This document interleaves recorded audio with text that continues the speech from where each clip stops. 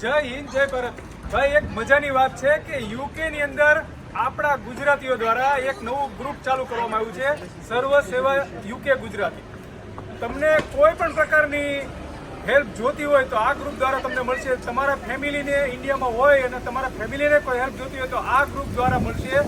તમે અહીંયા કોઈ પણ પ્રકારની મદદ માંગો, તમારી પાસે જોબ નથી, તમે યુનિવર્સિટીમાં ભણતા હોય અને તમારા ફીસના પૈસા ન હોય અને તમારે તકલીફ પડતી હોય તો આ ગ્રુપ કોઈ પણ જાતના ઇન્સ્ટોલમેન્ટ વગર કે કોઈ પણ જાતના તમારી પાસે ઉઘરાણી વગર તમને મદદ કરશે।